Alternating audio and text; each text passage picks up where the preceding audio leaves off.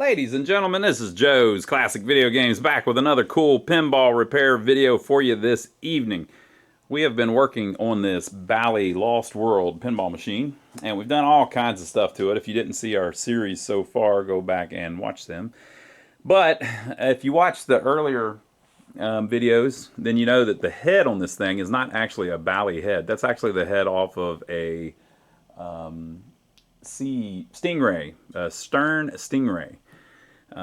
We just happened to have the body of a Lost World, and it didn't have the head, and then we had the head of a Stingray that didn't have the body, so we put the two together, and since we put new art on it and everything, you can't really tell, but the main problem is that the lamp board in the back is all wrong. Everything's in the wrong spot. So one of the things that they would change whenever they made new machines was the layout of the displays on the artwork, and then also where the lamps are that the computer lights up. So we're going to take this lamp board and kind of turn it into the correct one. So Joey has cut us a new piece of wood here for it out of 3/4 inch plywood. And so we're going to modify that with pieces from this, like maybe some of those light baffles and some measurements from this and blah, blah, blah, blah, blah. And I found some pictures online of how the Lost World one is laid out, and we have a back glass that we can tell how everything's laid out from, so that's what we're going to do in this video, so stay tuned. So I think the first thing I'm going to do maybe is remove that one, or maybe I'll put up the replacement back glass that we've got on that one, and you can see the difference in the layout. So our replacement glass is going to be one of these translite things that they make. We got a pretty good deal on. Of course, we'll have to have a sheet of glass in front of it, but you can see that the score windows are nowhere near the right spot. The stuff doesn't light up right. Although the game over light is lit, that may actually be the correct one. This one almost lines up. The tilt is lit. I don't know what that one would be. Same player shoots again is lit. So we've got a bunch of stuff lit up that's not supposed to be lit up because everything's in the absolute wrong place. So with that said, I'm going to go ahead and remove that board, and then we're going to use it and pieces off of it, maybe if we can get those light baffles off, to lay out ours just like this back glass so that we can get it how it's supposed to be. But the trick is no one really knows what it looks like behind the back glass, so you don't have to be perfect. Everything's just got to kind of be in the right spot. Well, on second thought, after looking at all the wiring, it's actually going to be kind of hard to remove the thing without unsoldering all the wires. It doesn't just unplug. So we're going to leave it in for the time being. But the first thing I did was compare the size of our replacement one with the old one, and it's pretty much the same. Slight difference, but nothing major. And we're going to measure off the back glass. And on this particular cabinet, the way it's mounted, there is exactly 1 inch from the side of where the back glass mounts to where the wood starts. So if we figure out how much extra room is on each side of the back glass that we have, we should be able to lay it out where whenever it's centered, everything's lined up. So that's what we're going to run for. And I've got pictures of how it's laid out that I got off the internet too, so that'll help. So we've got an extra inch on the side of the back piece here. That allows room for the back glass. So let's measure the back glass compared to the opening that we have here. All right, so after measuring, the space here is 28 3/4 of an inch is the room for the back glass. A real back glass, we've got a Bally Night Rider over there, is about 28 1/4 inch. The translite that they sent us is less than 28 inches. So typical reproduction stuff that sucks. I don't like anything reproduction. Always problems, right? So 28 3/4 inch, and the thing we're putting in here is a little less than 28, but whatever. So we need to keep that in mind as we lay it out so that we can center it properly in the back box. So I'm going to write that down so we can base all of our measurements off of that. All right, so I took tons of measurements. I'll read them to you. So this, in case you need to do it, you just read my handwriting. You can probably read it, but I'll read it for you. Okay, so there's 1 inch, the pen was running out of ink. there's 1 inch extra to the left off of the board. You got to keep that in mind. There's an 28 3/4 inch opening, but the translite is only 28 inches. So there's an extra 3/8 inches to each side, and one of those inches is wood, though. So you have to subtract 5/8 from whatever measurement you get on the translite if you're talking left or right, okay? The wood starts 5/8 inch off the bottom of where the translite will sit, because the translite's going to sit in a little channel, you know. So it sits 5/8 inch off the bottom of where the translite will sit. So you got to subtract 5/8 of an inch off of whatever the measurements on the translite are, because it extends past the wood that much. Okay, so the first windows are 3.5 inches off the left, but that's the window. That's not the actual mounting hole, right? And 5.5 inches wide. But the displays are 5 inches wide, which you can see. So you want to center them in that viewable window. But the cutouts are 6 inches wide. So I came up with that the measurement should be 2 5/8 of an inch off of the left side, and 8 5/8 of an inch would be the end of the cutouts. Okay. Now the second windows are 19 inches off the left, which means that it would be 18 1/8 and 24 1/8 is where my lines need to be. And then the credit cutout, you know, it's offset a little bit. So it's 20 inches off the left, which means that the cutout should be 19 3/8 and 25 3/8, which should be where the two lines are. Now the bottom windows are 4 3/4 of an inch off of the bottom. The windows are that you can see in the translite are 1 1/4 inches tall. The viewable score, though, is only 1 inch tall, so you need to center it in that. So 1.5 inches below the viewable display is where the cutout starts, and the cutout is 3 1/8 inch tall. So I got from that you should be 2 3/4 inches from the bottom and 5 7/8 inches from the bottom. Now you notice the measurement was 4 3/4, but I made it 2 3/4. So basically you subtract 2 inches off wherever the measurement is on the translite. Then I had to turn over to the back. The credit window is 13 3/8 of an inch from the bottom, and then I've subtracted the 4 3/4 inch that the window on the bottom ones was, just so I can make sure that it all lined up. And what I eventually came up with was that if you subtract 2 inches off 13 3/8, your hole needs to be cut out at 11 3/8, and then it will run to 14 1/2 because they're all 3 1/8 inches tall. Okay, and then the top scores are 18 inches. They gave me a round one, nice square one. Which means that the cutouts need to be 16 inches and then another line at 19 1/8. So it all makes perfect sense if you think about it. So this is what I came up with. I drew the 5 boxes in. I think that's where they need to go. So I'm going to lay the translite up on it and see if it looks correct.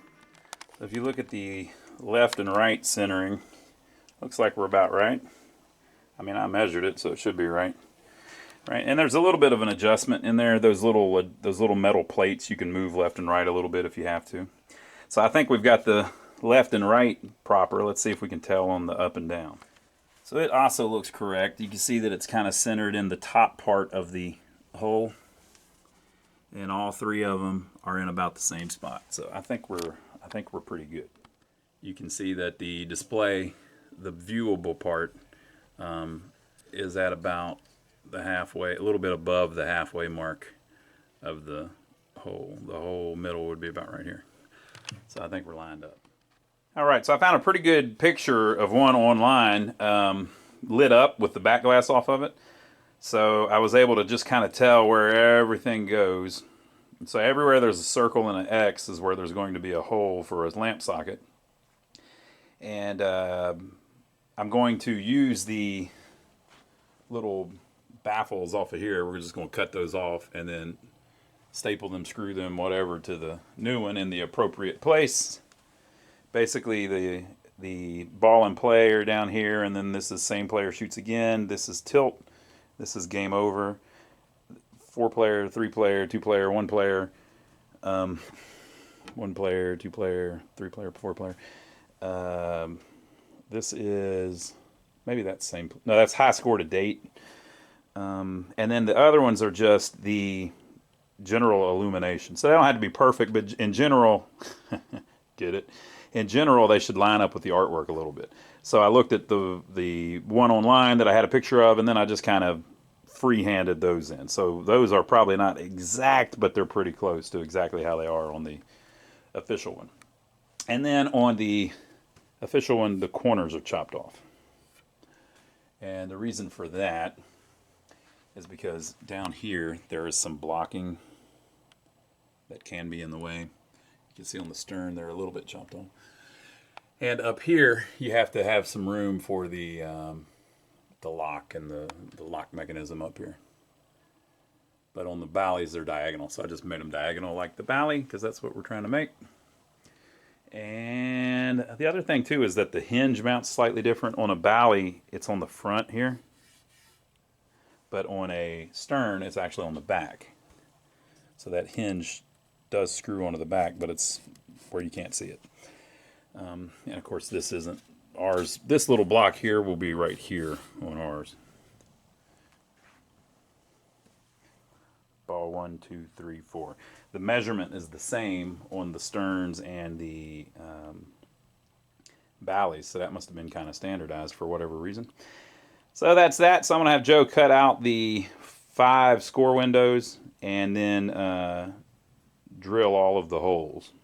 4, 5, 6, 7, 8, 9, 10, 11, 12, 13, 14, 15, 16, 17, 18, 19, 20, 21, 22, 23, 24, 25, 26, 27, 28, 29, 30, 31, 32, 33, 34, 35, 36, 37, 38, 39, 40, 41, 42, 43, 44, 45, 46, 47, something like 48 of them, maybe 50 of them.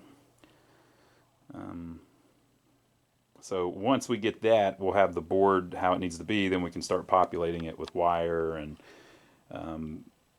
all those freaking sockets. I'm going to reuse most of the ones out of this Stingray backboard just to make it simple.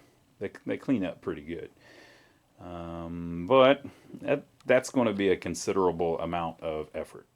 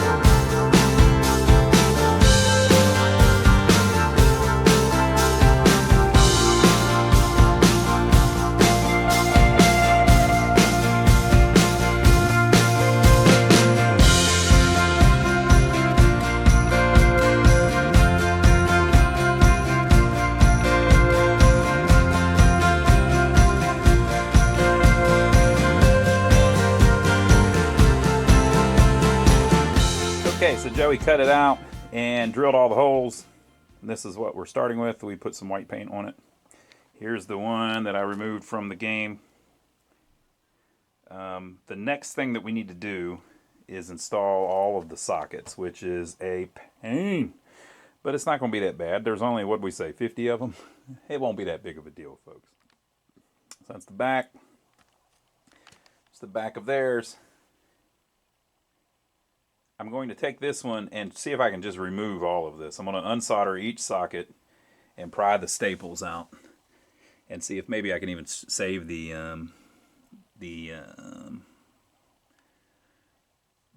lines there so we can use them in ours. So let's see. All right, so I was able to pull out all of the staples and remove all of the sockets and the wiring. So we've got everything off of the old one. Now we need to transplant it appropriately onto the new one. I have a picture of the back of a Lost World setup so that I kind of know how they ran the wiring on it originally.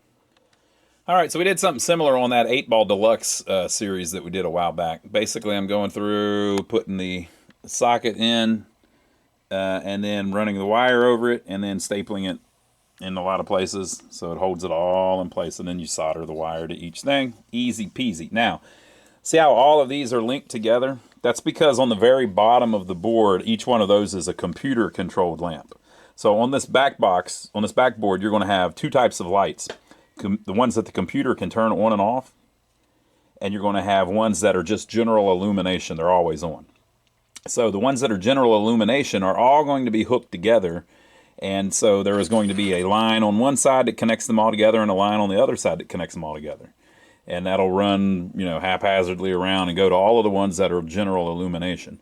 But the ones that need to turn on or off are wired completely differently. They have a different wire for the ground or whatever, the one side of it, right? And so that has to be separate from your general illumination loom. So I'm basically putting those in right now with this. It's just then going to come up here and grab a couple more, like these turn on and off, those turn on and off. That one turns on and off, that one turns on and off, that one turns on and off, that one turns on and off, those turn on and off. So it's not as easy as it looks. You at the factory they had jigs set up where they could just run through it and make them really quick, but we don't have that luxury. So I got to kind of take it slow to make sure that I'm not connecting the general illumination light bus to the switched illumination light bus. So there are two wires to make the general illuminations one stay on. And then there's one wire that's the ground for all of the switched illumination that's different than those two for the general illumination. And then each one that needs the computer needs to turn on is going to have its own wire running to it, blah, blah, blah. So I'll show you more as I go through. So that's my very first part. I got all of those in at the bottom. So now I'm going to work my way up, of course. Okay, so we're upside down now. So the way it is on the picture that I've got, so these are all the computer controlled ones. So one side has to go to a common, like a voltage, right? And so it comes around here, grabs this one, snakes through here, grabs both of these, and then comes all the way up here to get this high score to date one. All right, now there is this one, this one, this one, and this one get individual wires. Now these two, there is a wire that connects between them, so I got to get one of them and snake it through here. All right, and then these are general illumination. So they all are just daisy chained together, basically, in parallel. Got tricky here. Right, and so that's the top half of the board. So on the bottom half, the same thing goes on. Basically, that same type of thing happens where it comes up over here, down here, there, and then goes this way, and one has to go down here as well, one has to go down to here, so it just snakes around all over the place. It almost looks like a little train track or something. But I'm out of wire, so I got to find my wire. Ooh, here it is. So I'm going to use that now too. So this stuff is stranded. I found this at the flea market. They also sell it at Lowe's and stuff. They probably sell stranded, but I just didn't see any. But this is just they call it utility wire. I don't think it's galvanized, but I didn't have any kind of problem soldering to it. So I think it's going to work perfect for what I'm doing. All right. So here, these two have to be connected together and snaked it in there. You got to make sure none of your staples are ever going to touch. And then it starts down here, and it goes around, and it grabs all of this, and it grabs that, but not that, and it goes this way, and that, and it grabs that, but not that, and that way, and that way, and that way, and that way, and that way, and that way, and that way, but then it doesn't get that. It goes down to here, and then through here, and over to here. So, you know, we got her going. Now, the hardest part is getting those lines to be straight. If you took more time doing it, you could probably do it, but to me, it's not that important. And plus, it's obviously homemade, so now it looks homemade. So, you know, I'll just be proud that I made it. Okay, so I'm actually one socket short. We needed a few extras for this compared to the Stingray. And I put all the old ones in there, and then I put all the new ones that I had in there as well. But I'm just a couple short. I'm one short. One socket short, so I'll have to order some. But basically, we've got all of the hard part done. So now I need to mount it in the machine. And we'll work on it actually mounted in the game so that we can make sure everything's lined up and displays are right and blah, blah, blah. But it's going to take a little bit of time to hook the wiring back in, because some of the wiring is not going to be in the right spot. I think I'll be all right on the displays, or I hope I will. But some of the wiring for the general illumination lights, I mean not the general illumination, the CPU controlled lamps are going to be in the wrong spot, just because on this game it's here and on that game it's there. But this is what we ended up with after stapling all of the line on. All right, so the utility wire soldered just perfectly. I don't know, like I said, if it's galvanized or not. So you want to look for that at the hardware store. I'm using this Arrow electric stapler. This thing worked great for it. This is plywood, so it's fairly soft anyway, pine plywood. And then I've been using 1/4-inch staples, which are pretty much the size of the ones that I took out of the Stern lamp board. So yeah, I'm pretty sure they're 1/4 inch too. And they work great. So that's what you want to do if you end up having to do this yourself. All right, I was able to mount it in there. I got it as low as I could to where it's not quite dragging. The other one was dragging. It's pretty common for them to drag on this. So it swings open on its own just a little bit. That's all right with me. And I ran the wiring harness similar to how they had it on the other one.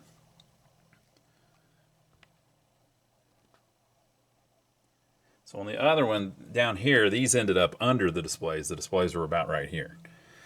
Okay, and so on the other one, the 1, 2, 3, 4 player were right here, but it was enough to stretch it down here. And then there was also a connection for the GI bulbs. I was able to connect that there to that socket. Now, since it's connected to that socket, it's connected to everything that those lines are connected to, all the way over to here. All right, and then this one is the tilt. It lined up pretty good. This one is the game over. It lined up pretty good. This is player 3 up, and this is player 4 up. This one here is kind of a strange one. It's just one bulb that's a general illumination that just happens to be away where they couldn't get wires to it.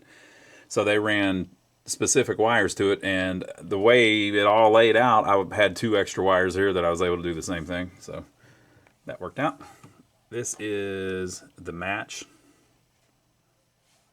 I think that's the tilt. That's the match.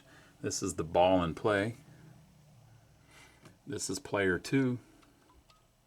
This is player 1. And then this wire in the middle is this blue wire to power the other side of it. That blue wire also is connected here so that it powers all the other ones all the way down. So the top general illumination,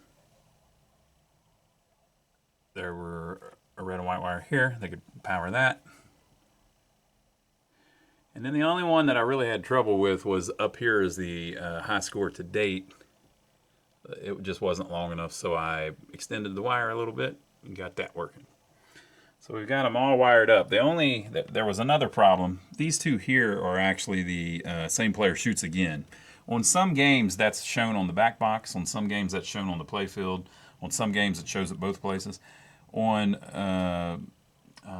Stingray, it shows it on the playfield. There's a light on the playfield that lights up. but on Lost World it shows it on the back box. So we had to run an extra wire into the harness to make sure that's wired up. So after all that's done, I took the multimeter and I checked between the two wires that are running all of the general illumination bus, just to make sure they weren't shorted together.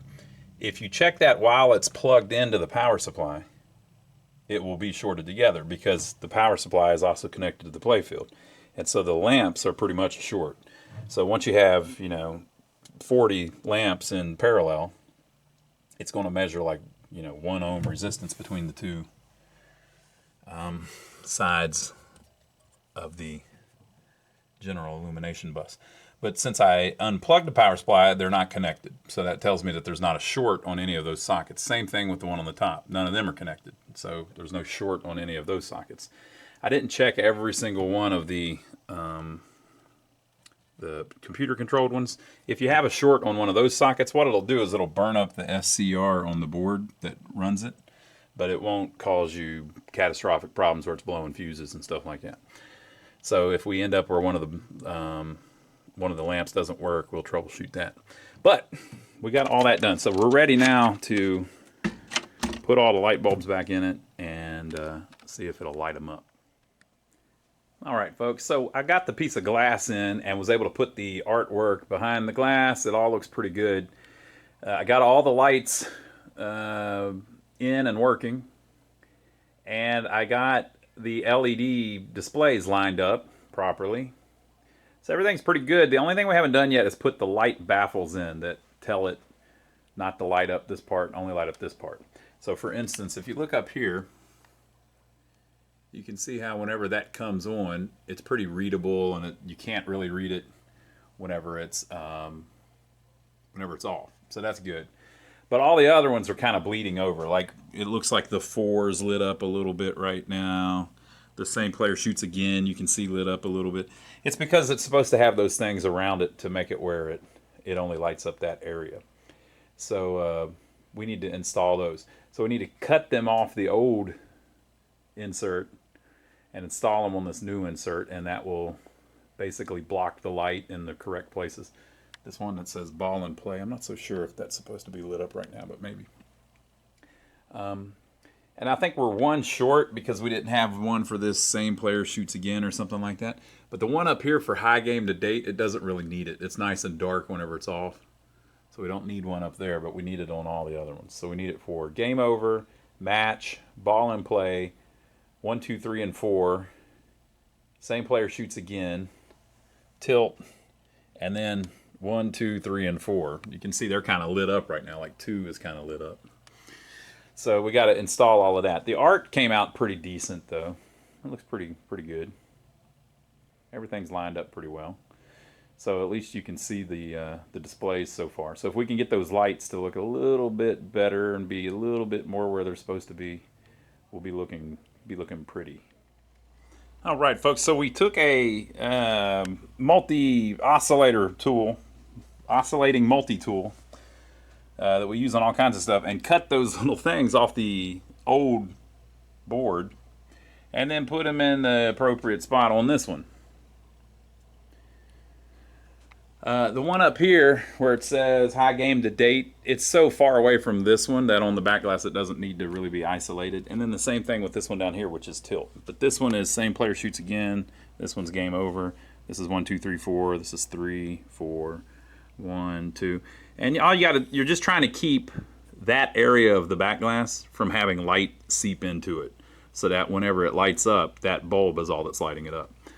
But we kind of got a thing where they're a little bit off because we made the thing from scratch, right? This is, I think, match, and that one's ball and play or something. But we got them all on there. Like I said, the only one that's missing is tilt, which, see how far away from the other lamp it is? You don't really need it. And then the same thing up here. So I think that's going to work. So I took the back glass, and I finally got a piece of glass cut. It took them 4 weeks to cut a piece of glass. It's just, they've been way behind. And I carefully attached the translite to the glass, cleaned up the channel down there on the bottom, and put it back in, put it back on it. And I guess we'll slide it up in there and see how it all lights up. So I think we've just about recreated the backboard, which was, in my opinion, going to be the hardest part of the whole thing. All right, so you can see what I mean about the tilt, right? And the high game to date, you can see that the 1, 2, 3, and 4 are not illuminated. We've blocked the light out of them pretty good. The game over is nice and bold where you can read it well. Same thing with the ball in play. Alright, so I'm going to put it in test mode so we can see if they all light up how they should.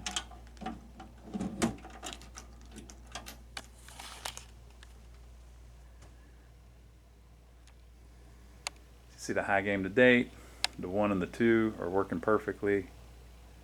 The 3 and the 4 are working perfectly. The 1, 2, 3, 4 are now dark and light like they should be. Same player shoots again. You see what I mean with the tilt. Game over. The match. The ball in play. So now it can properly communicate everything that it's supposed to say. Very cool. So we're getting there. Well, we have one video left. We have to do the soundboard. So we have to, we got a soundboard from our buddy GTO. If you don't know about him, he makes reproduction soundboards for these things, for all kinds of games. So we've got one of those. We're going to pop in this baby so that it can finally talk to us. So we'll do that on the next video. I hope you've enjoyed it so far. Hey, if you like these old Bally videos, check this one out that we did a while back. I think you'll enjoy it as well. See you on the next one.